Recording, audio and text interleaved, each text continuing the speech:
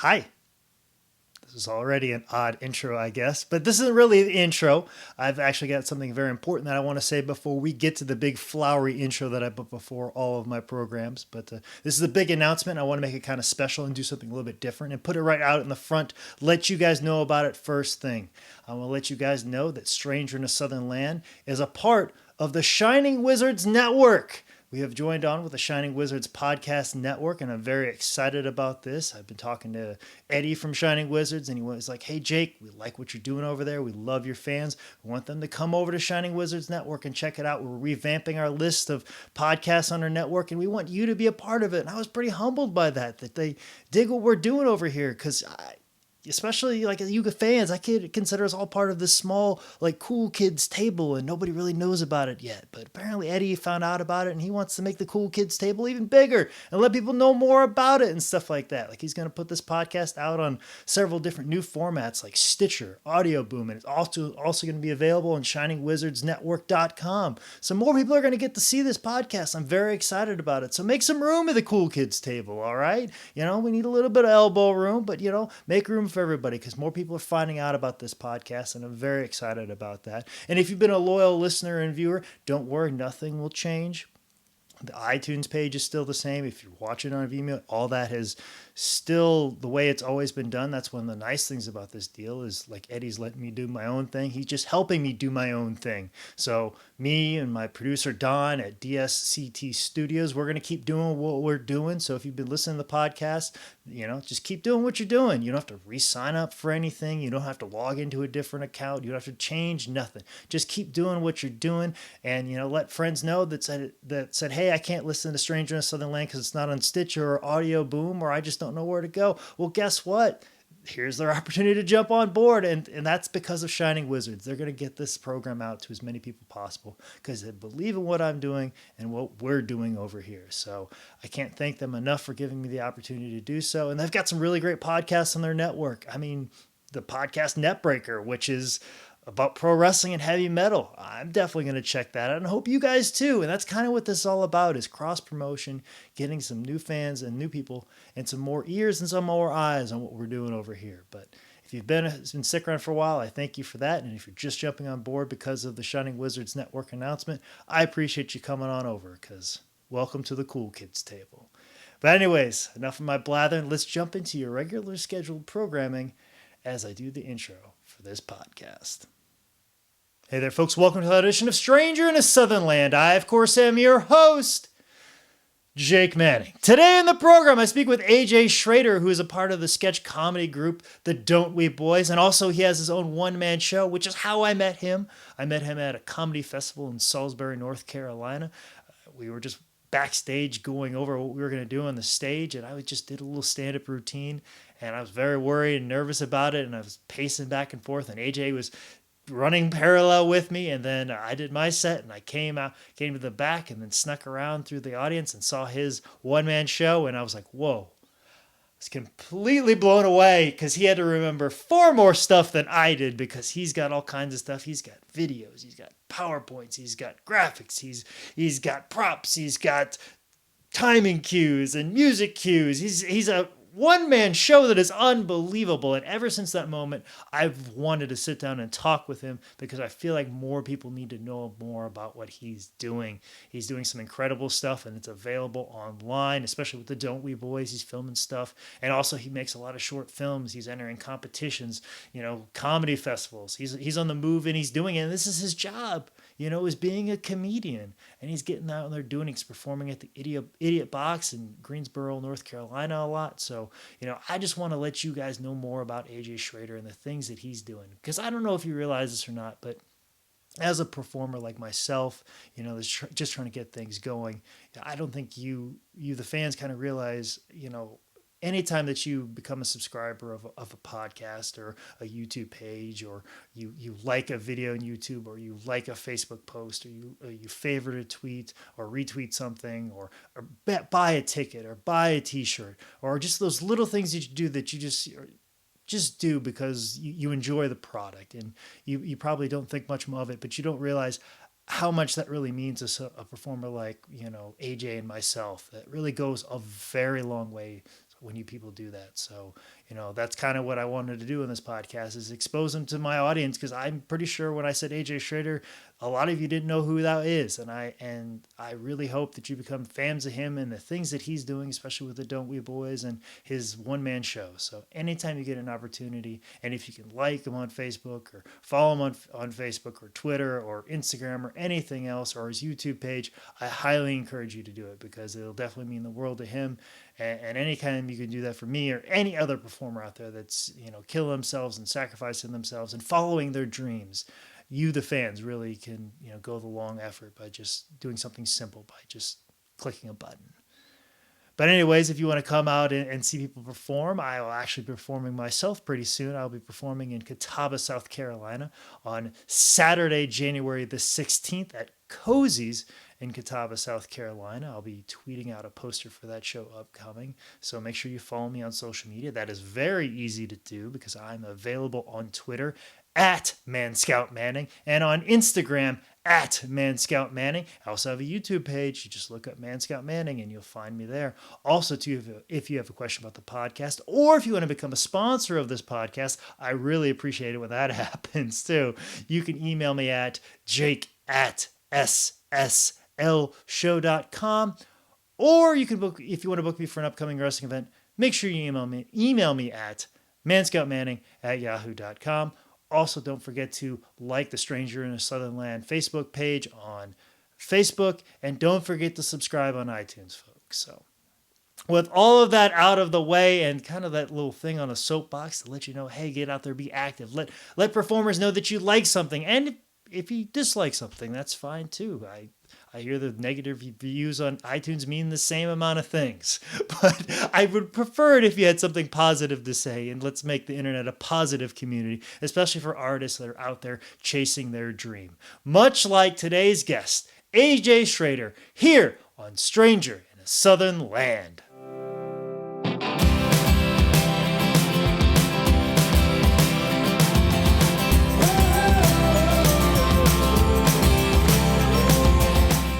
It's important.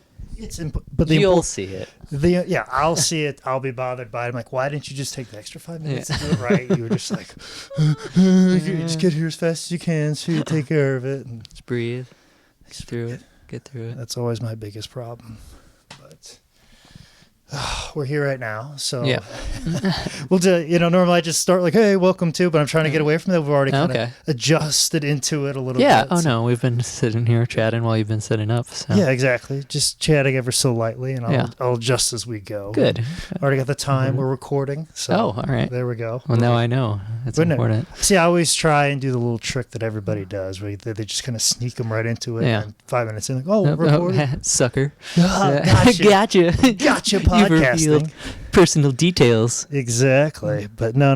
Should I be wearing these? No, you're fine. Okay. I'm just messing with a little bit more than I normally do. Like I said, I'm making sure that everything sounds good, because, like I said, it's very hard for me to pull that trick on people, because I don't have a producer that sets everything up for me, and I can just warm you up. So there's always that disconnect, like, oh, hello, how are you? And then all of a sudden, let me set these cords and cables up, and then I try and warm you up and then set up cables at the time, and now we have the mess that we have now in your living room. And I think anytime you've got a camera set up, people are like, oh, that could record it any second. Now it's serious. Yeah. Now it's serious. People will see this. People will know about this. Let me powder up my face. Exactly. That's always a big thing too. But like I said, it's what I feel comfortable with. If I was recording on my phone, I'm like, I take screen images of like people's Instagram accounts just to send to my girlfriend, because she doesn't have an Instagram account. Like, this is not a reliable tool. No. I'll put it in the hands of this camera that I spend a few $1,000s for. It makes sense. Trust the money. Trust the money. Always trust the money. Always exactly. Trust the money. Yeah. Exactly. But AJ, and it's. I can't find the answer to the question. That is my Amazon Echo that occasionally thinks you're talking to it. It's a little robot. Person. You have a robot. A little robot that tells me about the day and stuff. It's called. I don't want to say its name because it wakes up every time I. We're say protecting. its name. We're protecting its anonymity. Anonymity. Yes, yeah. Is that what we're doing? Yeah, I don't want to endorse the Amazon products either. Oh, okay. But because they haven't given me any money. Well, they haven't given Yeah. me any money Yeah, either. well then- And I just lost my sponsor, so not for anything I did. Okay. I didn't do anything outrageous. It wasn't because you were talking about Amazon products. all No, the no, time. no. Yeah, All right. I wasn't like an eBay shopper, and talk about how much I love eBay. And be like, oh, by the way, this podcast is sponsored by. It's a good podcast. Yeah. I mean, it's kind of like the Storage Wars or whatever. Yeah, it's something reality like, yeah, shows. yeah. It's nothing that crazy. It just it was for a show, and they don't run anymore. So That makes sense. Exactly. If something stops existing, they don't sponsor things as often. exactly. So now, pretty much the podcast is me begging for more sponsors. That's the intro now. That's always the place you want to be at Yes, in life. that and cold begging, and cold need. emails. Yes. Yeah. So Desperation always wins people over. That's been Absolutely. my experience. desperation. Speaking of this podcast, AJ, and is it Schraeder? Is that Schraeder. Okay, Yes. I didn't know if it was a tricky Yeah. last name. No, it's not. We actually had it legally changed when I was a child to make sure people would pronounce it correctly. Really? Yeah, it was originally spelled with an O instead of an A, and people would always say Schroeder, even though the German pronunciation is Schraeder. Yeah. And my dad got tired of it. See, I have the same exact problem with my actual real last name, which I don't use as a performer, mostly because of this reason. My family says it wrong. So So you can trust no one. I could trust no one, but we say it differently than what it's actually pronounced, Oh. and nobody ever gets it right. Although the last couple of times I've gone to the bank, they've got it correct, which I've been And surprised. they've with. studied up. Yes, They studied yeah, up. like- They're like- oh, this guy's coming again. Yeah, this guy. I'm gonna get him this time. Because they always do that. Like I think Wells Fargo's like handbook of like being an employee is like, okay, if they have a unique last name, try and guess it. Like I'm really gonna want you to tell me how to pronounce it correctly at some point. Not necessarily, on air. I don't know if you want to put that out to the world. people but- know about it, and if anything, I should, because Okay. my father always gets mad that I have a surname. He gets mad, like, Dad, do you really want to take credit for this career? I'm blowing up. So when I get famous or when I get it going, I'll give it to. I'll whip that out. But no, it's Feuerbach. It's actually supposed to be Feuerbach. Oh, okay. So, but it's got a cool translation, like Fire Stream or Fire Brook. Oh. Is what it means. That is an awesome translation. It's an awesome It's translation. badass. Yes, but we say Feuerbach, and everybody calls it Feuerbach, but it's really like Feuerbach. Fuck. Both of them sound badass. Yeah, I mean, but nobody ever gets it right. no. Nobody. No. So- My name means tailor, like person who sews. Okay. All right. So not as badass as anything to do with fire. No, nothing. No, I really just feel inferior. We even went to the trouble of having it changed. Yeah, I ran away from it. It wasn't badass enough. I've always wanted like an O in front of the name, like O Schraeder. I always thought that was fun when you have like just the single letter before a last name. Yeah. That's always appealed to me for some reason. And then you can have the three. You could have. Well, you got AJ. You could put AJ O Schraeder. Yeah. Now you've got the four. More initials. Yeah, more initials Just keep them coming. instead of Keep just 'em the coming. three. Yeah.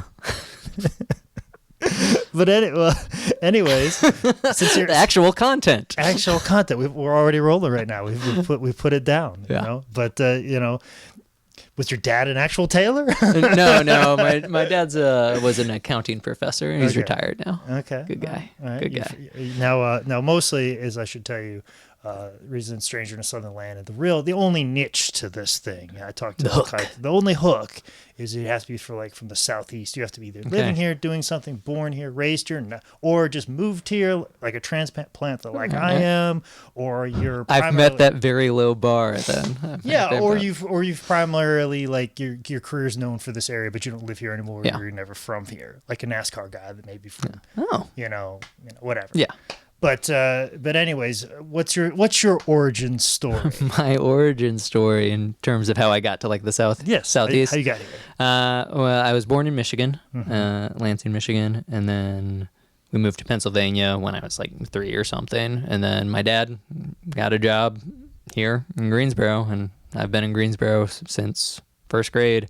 Mm-hmm. Grew up here, went to high school in High Point, just lived and started studying comedy in the area and No, kept things going. How did you do that? And what was your well? Let's even take a step back even further. All right. This is a thing. We'll go on a journey. Yeah, we'll go on a journey because I've been trying to go through this journey as well with me. Is like, where did this idea of wanting to do stand up for me? Where did that come from? Why did I make this mistake? Yeah, I've already made the mistake of having a pro wrestling career. Why do I want to double down? How unemployable can I be? Yes, how can I make it so I have absolutely no skills when I'm 45? Yeah, I'm going for the same kind of thing. Yeah. So where did the idea of your love for comedy? Where did that pop up in your life? So, I mean, my parents were funny people, but unlike a lot of comedians, I had a very stable home life, so I can't really attribute it to that. I got the same thing. I've just loving people. Just been weird. Dungeons and Dragons is really how I first got interested in performing in general, playing other characters. I was always good at math and science stuff, and just that felt easy to me. And I never wanted to do something because it was easy. And so I chose kind of things that always seemed like a challenge to me. And that's how I got involved in art primarily, because I like to draw, but I didn't think I was necessarily great at it or anything. And then in high school, I decided to help out with theater stuff because I wanted to do sets and things, but they didn't have a bunch of guys, so I ended up getting cast in shows and things. And then a student teacher did an improv workshop, and I kind of got hooked from there. And yeah, that was the start of the comedy bug in me. Okay. Well, when it started in you, and as we're growing up, what were some of the things you watched? When you talk about comedy? Big Muppets fan. Big Muppets fan. Big Steve Martin fan.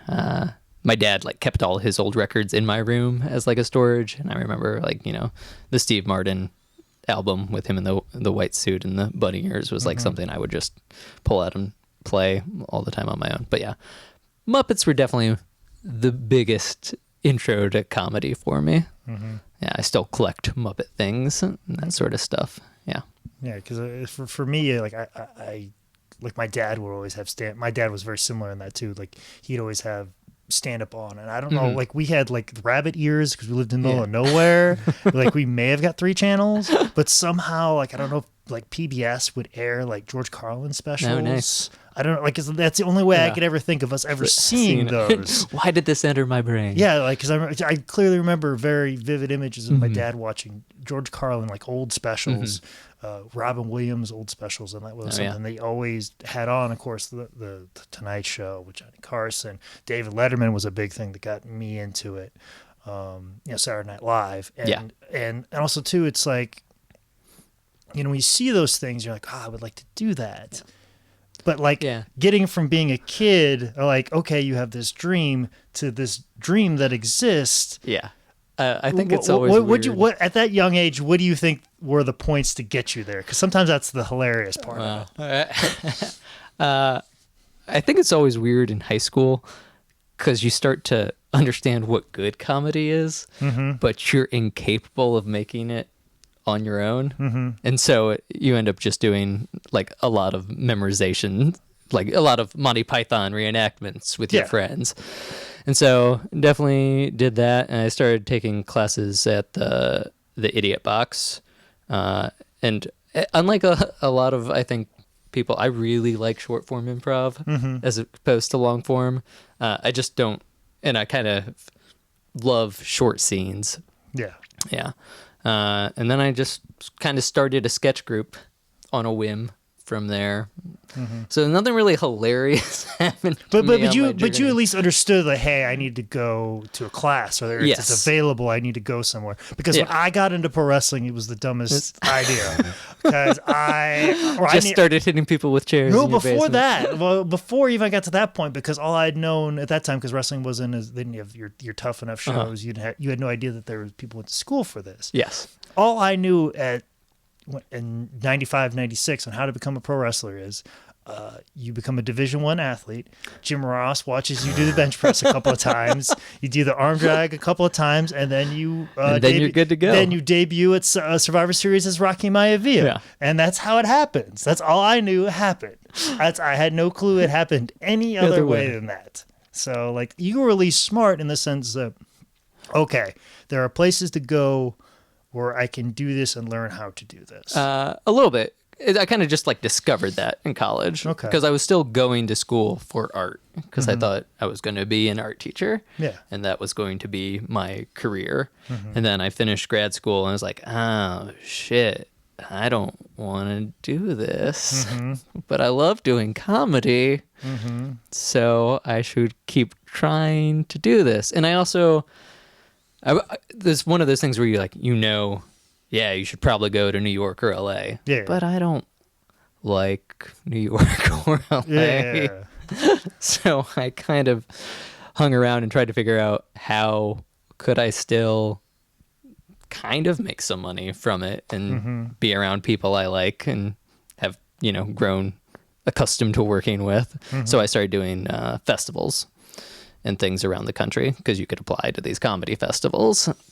And that's how I got hooked up with some guys in Michigan, actually, where I was born, but met at a comedy festival. I was doing my one-man show, and they had a member like drop out, but they had a college tour booked.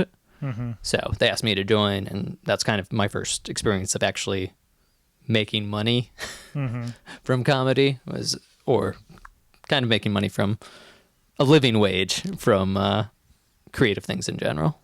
And that's where I'm at now, treading water with various creative projects. If you just do 1 million of them, make it as little money as possible. Like, that's got to add up for something. It adds up to barely surviving. Slowly paying down credit cards, building them back up. Yeah. I just heard somebody do stand up last night. Jared Harris. He did a line in his stand up. He goes, "Listen, your dreams are only as high as how low you're willing to get your credit score." He goes, "You ever heard of anybody who's really awesome at comedy, has a good credit score?" It's like, no, you got to go all in. It's definitely just like, it's more of a gamble as a career than playing online poker. Oh, yeah. Yeah, which I know a couple comedians that used to do that as well. Yeah, so, I did that for a summer. Yeah. But I was like, that was math. I understood that. This is working as hard as you can until you hope. Just hoping. Yeah, it's all luck. Yeah. But, you just talked about you were doing a one-man show and then this group discovered you. Yeah. But let's talk about, like I saw you do a one-man show at this comedy festival in Salisbury. Yep. And unbelievable. Was it kind of similar to that one-man? Yeah, it was similar style. Yeah, and when you say Steve Martin influence, I could see a lot of absurdist things. Yeah. And recognizing what we're really doing here, and all those type of things. Yeah, very philosophy mesh with comedy. Like I could see that philosophy in it. Yeah, for sure. Now, what was your idea, and probably other than obviously Steve Martin, but what was your ideas when you were putting an act together? It's a little different to come up with a one-man show than it is like, okay, I got a couple jokes. It is. It kind of came about from, I had a sketch group and I had a number of bits that were just kind of too weird. Yeah. Because they weren't really written well because they were in my head or they were just drawings. And so I was like, well, I don't want to make the rest of the group suffer with me if this doesn't work. So if you're gonna go down, if I'm gonna go down, I'll go down by myself. I don't want to drag anyone with me because they don't believe in it as much as I do. Also. And when you're doing something that's really weird, you gotta believe in it all the way. You gotta commit to the weirdness. So there was a contest at the Idiot Box that was supposed to be like a stand-up contest, but I made it my goal to not talk for the whole contest and see how far I would get. And so that's how the idea of using the multimedia stuff came in. I think is that like set on YouTube? I think I saw a competition. Probably. Yeah. It's probably a really old set. Yeah, from- like it's okay. It was from a while back, Yeah. and I was doing a little bit of research for this, a little bit that I've Yeah. done. But of course, doing research for this was far more enjoyable than some of the other ones I've done. You know. Thank you. But yeah, you came out with like big note cards and a boom box. Yeah. and just Just weird things, but and also the reason I use a projector and stuff now partially is because I did all that work for an art degree, and part of that was in new media and flash animation video. And I was like, I don't want to completely waste this, but that experience with the art stuff always also made me just like not even think if something was possible or not. I'm like, I'll figure out a way to convey this To make because this I have possible. this visual background. Yeah, because you got to use that somehow, and Yeah. that's great. You know, Yeah, when you and have so- that ability to come up with that. Like Yeah. sometimes that's my biggest problem when I create stuff. Is like sometimes I don't have the vision of this, but I can think of how it can be done. Yeah. You know what I'm saying? Like I'm not very much a big sizzle guy, but like okay, I know how to make this happen. Yeah, not how to knock it out. Yeah, Exactly. bit by bit. For sure. And like I remember at that comedy festival when I saw your act, I remember us walking back and forth, memorizing. Yeah, we were both pacers before our show. We're pacers, and for me, I'm very much a big pacer right now because I just started doing this, stand up thing since like in March. Well, if you're a pacer now, it's not going to Yeah, change. no. I doubt it will be. I doubt it ever will be. But the thing is, my jokes were new, but like I'd done them Yeah. a small handful of times. So, but I was freaking out and trying to remember them over and over Yeah. again. And so then I got through it, and it's one of those things. Sometimes at that point in time, it hasn't changed too much now. Is I just spill my jokes out like, okay, I said all of it. I said it correct. Yeah. Yeah, and I was like, okay, I got through it, and then I went back out because I wanted to see your stuff because everybody kept telling me like, oh, you gotta see. And then I saw you, and you had like PowerPoint cues and video cues, Yeah. and I was like, oh wow, he had a lot much more going on memorizing than me just memorizing words. Like he had cues. He Yeah. probably had like And I didn't even bring my beats. full light setup. That Yeah, like oh wow, there was a lot more going on in his head walking by me than there was in mine. Like I don't know if it's necessarily a lot more going on. there 'cause- probably was. Because I don't know, like there, much like sometimes comedy is a lot like magic. Once you see it once, it's Yeah, the trick's the done first and over. time, yeah. But also in the sense of magic, there's a certain sense of timing to it. Mm-hmm. You know what I'm saying? And there's a certain, and you have to have a sense of like, how did that person pull that off? Yeah, I mean, I think with magic and comedy, there's both that idea of like, how do you disrupt someone's expectations of kind of reality, Yeah.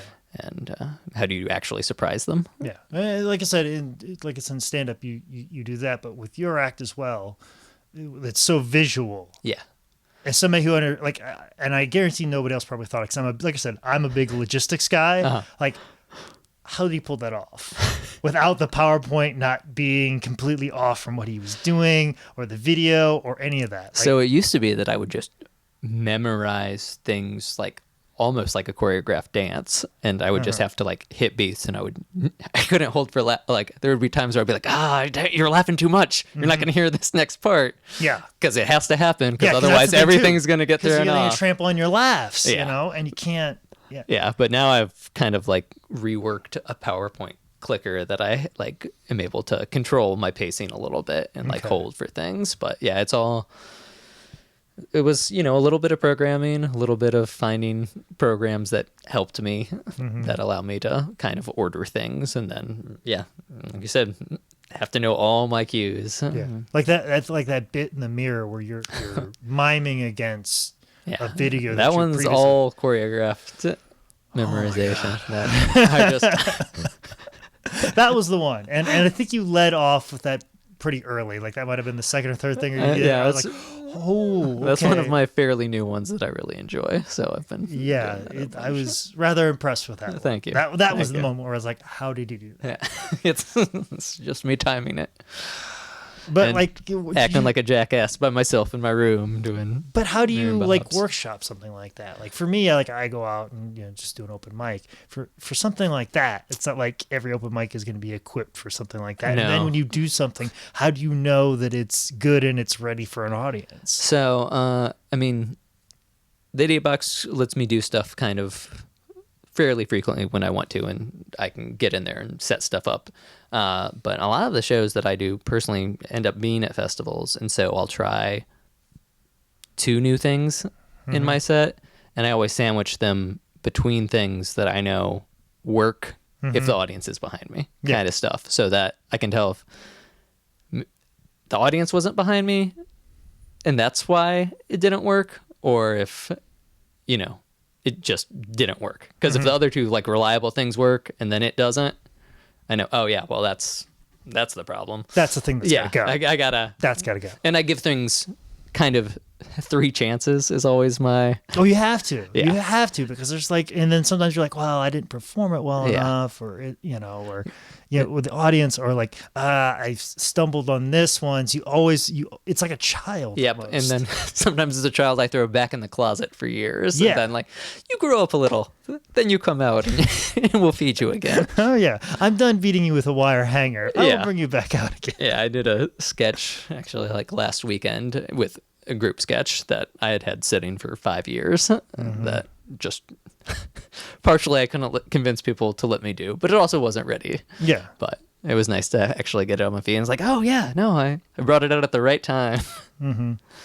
Now, when you talk about the Idiot Box, like let's talk about this. Since we're talking about things in the Southeast, and I Yeah. want people to know about places. Let's Yeah. talk about a little bit about the Idiot Box. I've heard about it. It's a great place. I love the owners there. They're 2 of my best friends, Steve Lester and Jenny Stencil, and they taught me how to be funny. They're primarily a short form improv club, but they've started to do a lot more stand up over the course of the past probably like 3 years, and then they have a regular stand up competition that brings in a lot and is really good for the community, and they're just great about comedy, like community wise, trying to build that.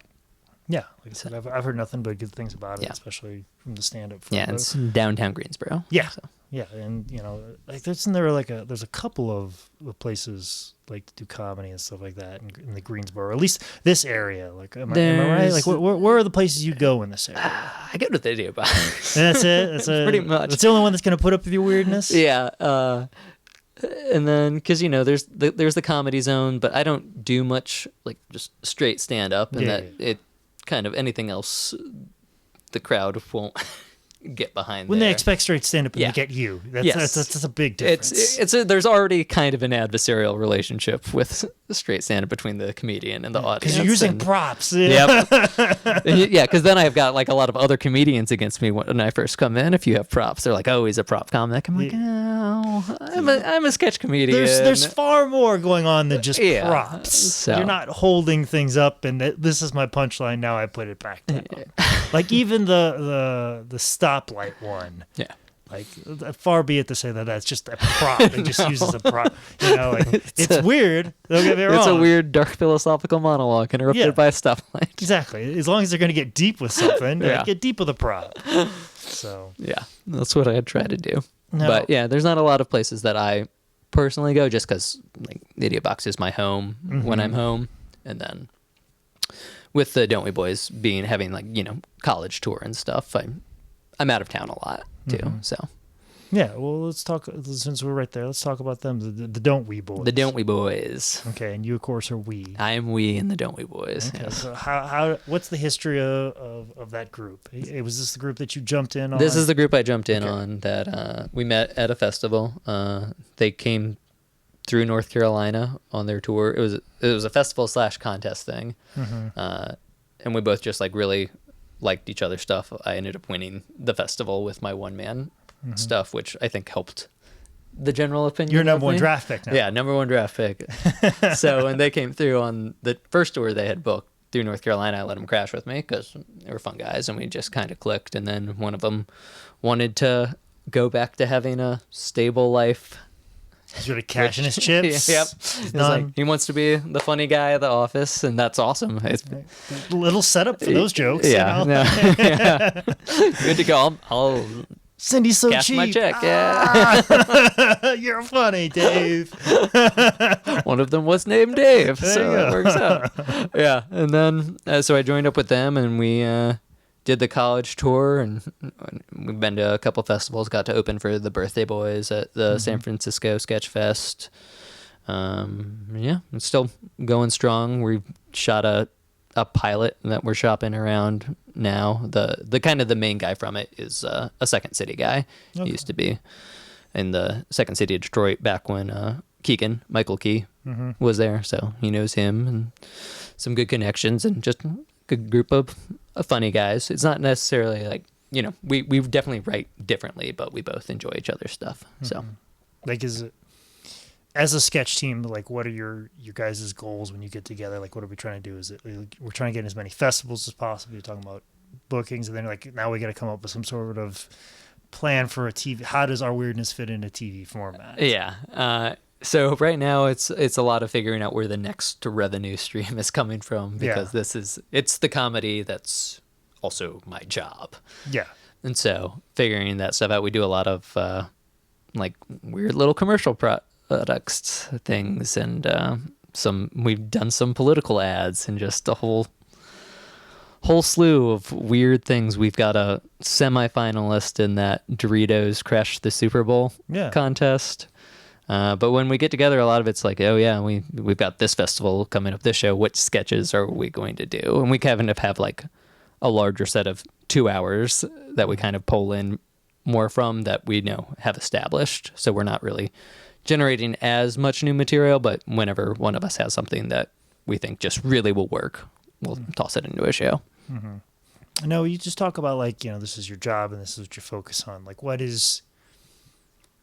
your normal office hours? Like, how's that? Like, how do you plan that out? Like, is it a situation I get up in the morning and this is when I write, or I get up and I do this and then I write, or what's the schedule for you on a day to day when your job is very unique? Yeah. I wake up when my fiance wakes up, or normally like within a half an hour of her leaving, because she's a teacher and gets up at like 5:30 in the morning. Mm-hmm.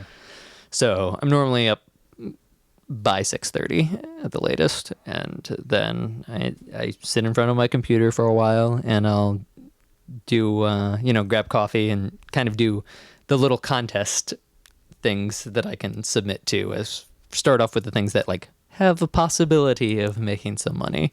And then You mean like sending out emails, or like sending out emails, doing all the like office-y business things, or let your brain warm up a little bit. Yeah, just get it going with some basic type stuff. And then generally I'll try to exercise, which happens irregularly. But then I'll pull from my list of ideas on phone, and if I haven't written 2 or 3 sketches that week, I just try to sit down and write. Or if I have filming scheduled, I might shift stuff back.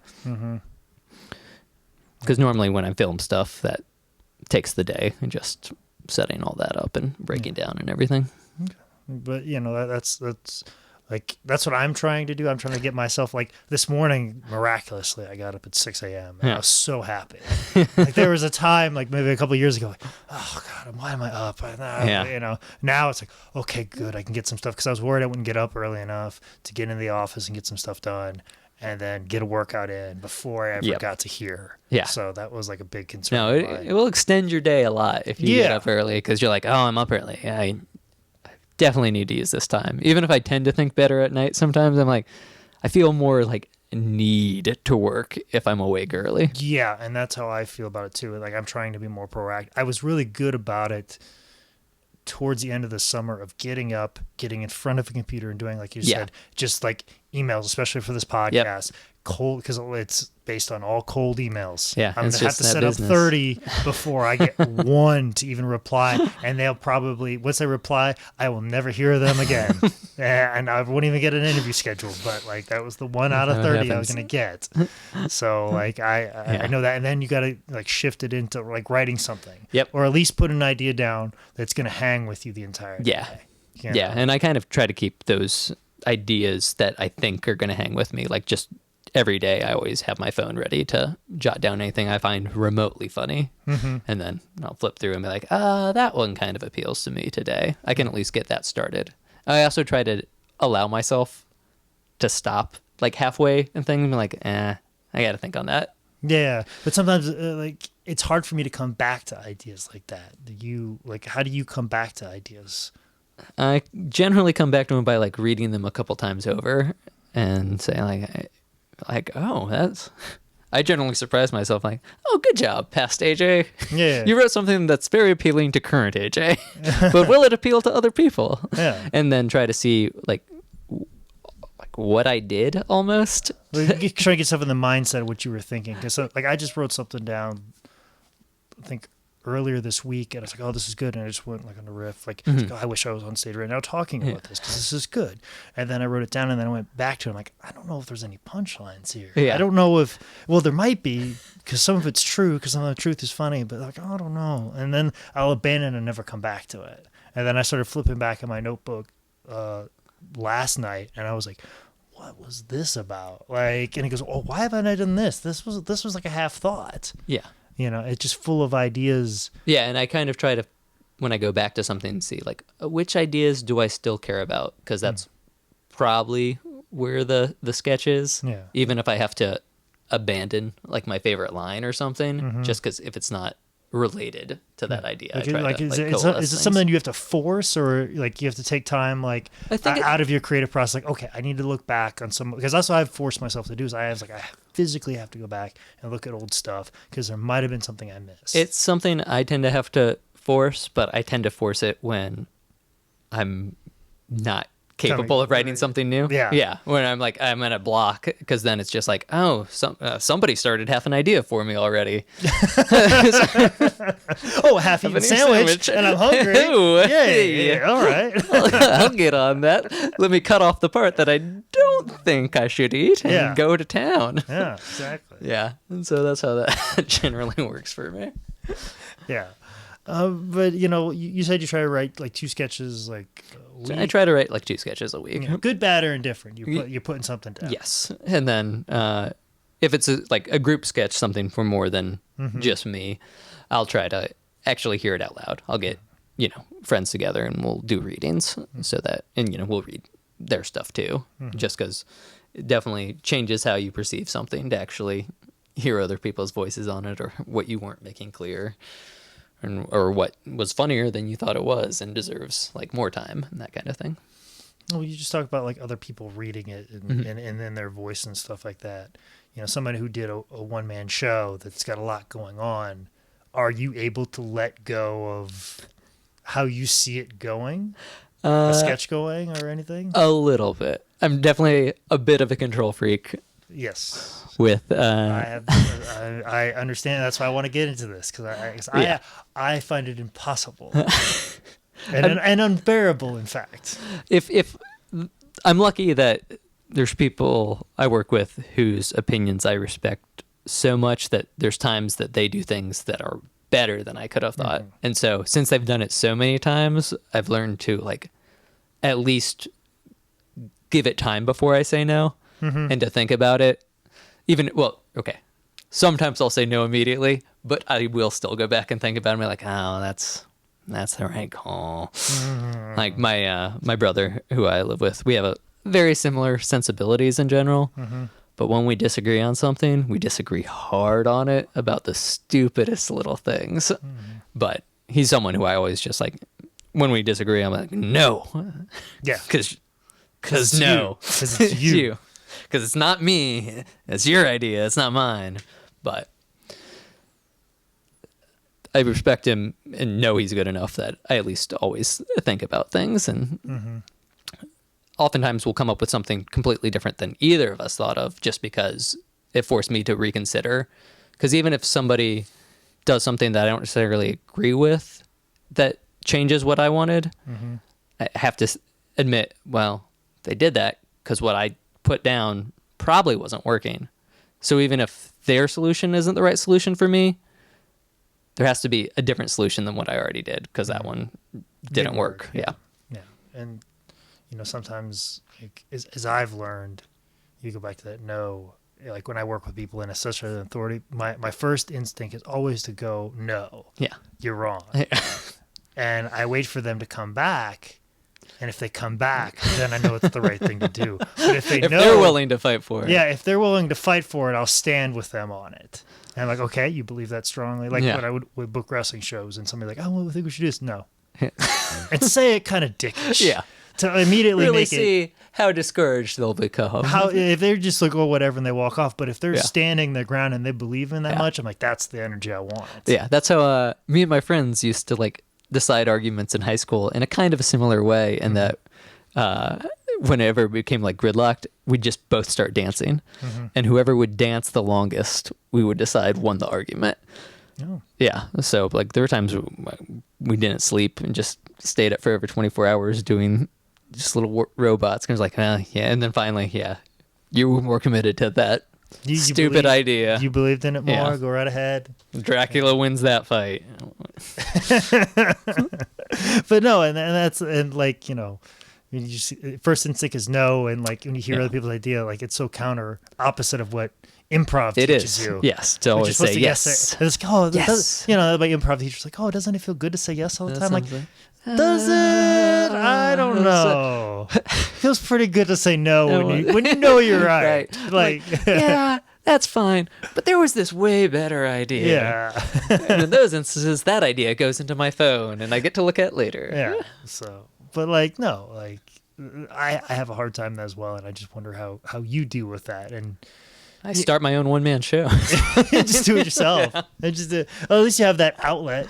You have Yeah. that thing. It is an outlet, and it's always something that, like, if I get tired of other people's notes, I'm like, well, I control this. And I have final say, whether I disagree with someone or not. At least I have final say, and that's something I think everybody needs. At least something in their life where they have final say over. Oh, absolutely. And I didn't learn that lesson until like a year ago. Yeah. I'm like 33 right now, and it took me that long to figure it out. Well, when did you figure out that you need something like that only I can control, and it's I live and die by whatever I do? I think I always kind of thought it after high school because I had like visual art, and then I discovered it more in comedy after I joined the Don't We Boys, because it was one of the first written comedy things that I didn't have total control over, and it was great. Sometimes it's just really nice to not have to be the sole decision maker. But then I was like, oh, occasionally I miss just getting to be the sole decision maker and saying, this is done now. As opposed to having him like, yeah, do you have any thoughts on this? Yeah. I was like, oh, okay, that's a decent thought, but I thought it was done. So I was just streamlining everything where I could just do all this in my head right now. Yeah, I'm so- talking with you about it, and I could have just Just finished finished, it yep. in 5 minutes. Okay. because when I first joined the Don't We Boys, there was a good like 6 to 8 months where I didn't touch my solo show, because I was like, well, this is my job, this is my career now, and this is what should put all my energy into. And I figured out, well, I'm actually better at doing all that stuff if I'm also working on my solo stuff as this like just outlet for all the weird things that I don't have to run anything by a committee kind of. That's where you stand with that. Yep. But also too, like you do like a lot of like festivals and I like do. film festivals and stuff like that. Yeah. Like you talk about little filming ones. stuff. What are the things that you're filming? What are you trying to accomplish? I film like some things that are just like spec commercial contests to make money. Okay. Film sketches with the Don't We Boys fairly often, and then just little short ideas that I have. I'm gonna film this thing next week. That's just Falcor. From the Never Ending Story. Yeah, like it's- that's what you draw. Like if people add you on Facebook, that's yeah, your- that's my current costume, because I made a Falcor for Halloween Yeah. that I've wanted to, and then he's just going to be like doing a PSA against cyber bullies, because Falcor doesn't like bullies. He Yeah. chases them into dumpsters. Yeah. So just weird things when I'm filming by myself, and then also auditions for commercials and things that I'm trying to book extra money any way I can. I kind of consider myself professionally creative, because I don't necessarily make enough money from comedy alone to survive, but I've managed to cobble together enough different creative projects that all pay a little. That's gotta be scary. It is. No, it's terrifying. I got a friend of mine who kind of inspired me to do this. He also runs a podcast in Connecticut, but he's also a web guy. And a lot of his income is wrapped up in him getting clients and building websites. Doing that freelance. Yeah, and just freelance here, freelance there, and there's Yep. no steady paycheck anywhere. And for someone who like me who likes a lot of structure and this way of thing, scares the crap out of me. How do you manage that? Scared all the time. Oh, you're just scared all the time. Yeah. I didn't know if you had like a secret, like, well, no, I see it like this. But okay, so you're just scared all the time. Yeah, I'm terrified all the time. Yeah, there's nights where I don't sleep. Okay, so that gives you. Okay, so that's what you're saying is like be so scared, then that's how I can get up at 6 a.m. and get stuff. Yeah, it motivates me. Definitely, fear motivates me a lot. It's just like, I have to at this point, and you have to find a way to get some kind of income from things, and occasionally, like, it kind of destroys any sense of pride too in that regard. Like, I'll take whatever temp job I have to when money gets really low, and I spent a couple days last week building boxes for 8 hours at a factory. It was kind of a Zen-like experience just going through it. So yeah, I think as long as you're willing to do whatever it takes, you can survive. And that's what keeps me from just full out panic attack all the time. Just knowing that I'll do what I gotta do. And I've had enough opportunities and a strong enough support system too, that my parents are, still in the area, that if I ever absolutely had to go crawling back to them, I could, so I won't die. And I guess that's really the thought that stops the most fear of just like, I'm not gonna die this year. Yeah, so that's the big fear is like, I'm not gonna die, but I could end up moving in with my parents. Yeah, which would suck. Yeah, but I won't be dead. Yeah. See, my parents live in Iowa, so like for me, it's like, oh gosh, like, because for me it'd be like the big humiliation. Yeah, packing up everything and then having to go back and live with them. Like that that's just not like, well, I fucked up, I don't have much money.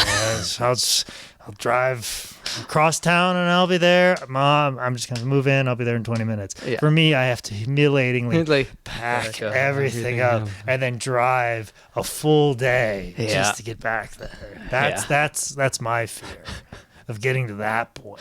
Yeah, I guess that I have enough other friends who are also in dire financial situations. I'm like, well, it can't be that humiliating because I already have friends who do it. But like I said, you've been doing it for a while, so that's got to give you some belief. Like, okay, I've done it this far. Yes. What makes me believe that I could do this for another how many years? Yeah.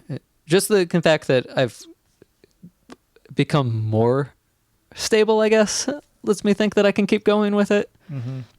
There are times where I'm just like, yeah, it would be way easier to stop. And I don't think there's anything wrong with that because, a lot of people who ask me about it, I'm like, yeah, if you're happy doing anything else, it'll make your life easier to not worry about this and have it as a hobby, because it can be a great hobby and doesn't necessarily distract from the art of it. When you add money into it, it does become a different thought process. That's why it's nice to be able to separate my like one-man show from the money-making thing, because I don't have to worry about like, well, does this have any kind of mass appeal? Is this going to be somewhat topical or anything like that? Money pollutes it does. Everything. It does. Everything. And I think that's can be kind of okay as long as you have something that's pure. Yeah, as long as it's coming from a pure intention and the heart still exists. Like, because there will always be the hands in there that will change it and manipulate it, and you will get in your head and think about the exterior things that need to change to create this product. Make people happy. Yeah. Yeah, and you can't think about that and make the best possible product. But sometimes you just got to think about it, and you make a stupid commercial and you take the money and you get really happy about that. So, and then you do something with that that pays off better for your general philosophical statements that you want to make through the art of making people laugh. I like it. Laugh. Like you put a question mark at the end of it. or cry, whatever. Whatever. Have some type of emotional response. Move them in some sort. I mean, Kaufman's always one of my favorite, even though my stuff isn't necessarily like his, but, you know, just that idea of like, yeah, make people experience something different. Because this is important to shake people up, because you shake yourself up when you do that. But in terms of fear, it's constantly there. And just the more times I do get paid for things, the more I believe, oh, I'll get paid for something again. Yeah, that's got to give you some confidence in that way. It does. So, well, what are the things that you're working on right now? What's the future? Like we talking about, like you're getting more steady work and things are happening. What can we look forward to from you, and what's the goal? What are you pushing towards? Right now? We've got that pilot that we're shopping around. We've got a West Coast tour coming up at a couple of festivals, and then just general theater shows. That's cool. I recently got a commercial agent, so bookings through that will hopefully keep coming. I just got my first gig through them from a taped audition, so that eases my fears a little bit. But in general, I just keep trying to make the things I like. So I don't have an end goal. I don't believe there's like a making it point. It's just, as long as I'm making stuff, I'm pretty happy. So what was that? Is that your definition of success then? Because that's always a big thing that I like to talk about on here is like, what is definition of success, and how do you define it? Yeah. Artistically, I already feel successful in terms of I'm making things that I enjoy and that I think there's at least a couple of the people in the audience who are having emotional responses to, in the same way that like I did when I was in high school and saw something that I love and I was like, oh, someone else thinks as weirdly as I do. And I do separate that from financial success. And financial success for me, it's just like if something can go wrong with my car and I'm not worried about it, that would be a big step for me to be able to be that like separation in your brain about it. Yeah. It's not so tied together. Like, well, so if I had like there's a hard line of like, I have this, but column B is looking a little rough right now. Yeah. And it's the time of month where column B needs to be full. So full success would have both of them being there at the same time, so that I wasn't in a job that I hated, but making enough money versus, doing what I love, but scraping by. So anything that can give that kind of stability, but still have enough time to work on the things I love is my definition of success. But I don't think there's any like end point towards in the artistic process of like, I have a TV show now. I'm done. I have creatively made the thing that I will be known for. Yeah. Goodbye. Yep. See ya. But yeah, and I always wonder that with people, how they feel about it and how they always define it. Do you have a definition that you may have shared it on the podcast already? No, I haven't, and I'm hoping to define it because my definition has changed. Yeah. Especially like in pro wrestling, I actually, in all essence, kind of consider myself a failure at it because I wrapped up all of my ideas of success by making it doing to this, high making level. it to that level, making this money, be able to do it, get this much appreciation, which I definitely didn't get. Yeah. See, I didn't even get the column A. Nothing ever happened in column A. Like, I didn't even make the people like, oh, just get out of it. I don't even want to see you. Stop booking this guy. We're done with him. This is not what I want to see. No. Like, so not only there's nothing in column A or B, like, so how do I wrap my brain around that? How do I look upon that as anything? But at the same time, too, I did something. Yeah. And I did it my way. So in that regard, you were a success. But I don't know. But is that what I? But that's what me asking myself. How do I define success? Yeah. So that's why I've started a podcast and I've literally talked to people like, well, how do you feel? And what is success? Because I don't know what it is anymore. Do you mind if I take that idea of success? Yeah, like take that and put that. Like I like the idea of success. Success for me is someone telling me what success is and me agreeing. I'm trying to figure it out myself because I'm trying to wrap my brain around like what was I successful successful or not? Because, and then also, am I going to be, or could I be, or, just that idea. And that's why I'm talking to, I feel, successful people that are doing stuff. And you're obviously one of those people, because you figured out that, like, you see yourself as a success. That's something that I don't know if I can say in public. It's like, I'm successful at this. Yeah.